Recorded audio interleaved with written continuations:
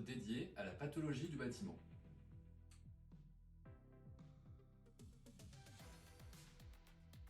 L'épisode d'aujourd'hui se déroule donc principalement dans une exploitation laitière du Cantal.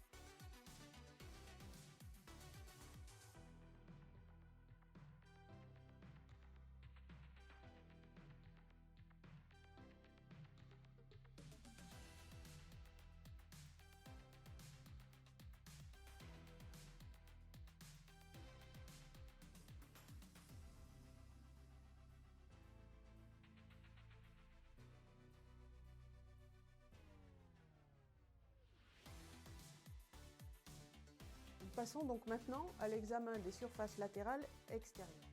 Vous voyez donc ici un long pan constitué d'une base béton et de translucides fermés sur toute la longueur.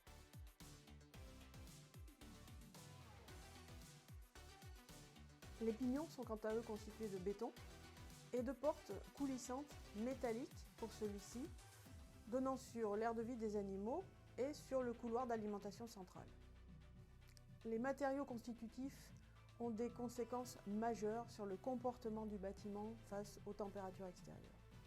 Plus les bovins concernés sont jeunes, plus les matériaux auront des conséquences importantes sur l'éventuel stress que ces animaux peuvent subir. Passons maintenant à l'examen de la toiture. Comme vous le voyez, le drone va nous permettre un examen complet, détaillé, proche, à la fois de l'état de la toiture, de l'état des translucides et de son inclinaison. Vous voyez ici que la partie nord de la toiture est entièrement gelée. Cela aura probablement des conséquences en termes de confort thermique pour les animaux qui se situent sous cette partie-là, voire d'humidité dans le bâtiment. Une fois toutes les parties extérieures envisagées, il est maintenant temps d'entrer dans le bâtiment. Une fois dans le bâtiment, il est important, avant toute mesure ou utilisation d'instruments, de se fier à ses sens. Et le premier d'entre eux est la vue. Il va falloir observer et rechercher toute trace d'humidité, de toile d'araignée, voire même de condensation. Ce n'est qu'après cette investigation que l'on pourra commencer à mesurer certains paramètres. Il est facile de distinguer ici en toiture ces traces d'humidité, de dégoulinade, probablement dues à une condensation majeure, voire à une perméabilité de la toiture. Vous voyez ici aussi des toiles d'araignée sur les poutres. Tous ces éléments indiquent une probable sous-ventilation qui sera objectivée ultérieurement, notamment avec des fumigènes. La luminosité d'un bâtiment, le niveau de luminosité est parfois difficile à évaluer. L'application Rispodit Audit vous permet, dans sa partie diagnostic épidémiologique, de procéder facilement à un scoring, à une notation du niveau de luminosité d'un bâtiment.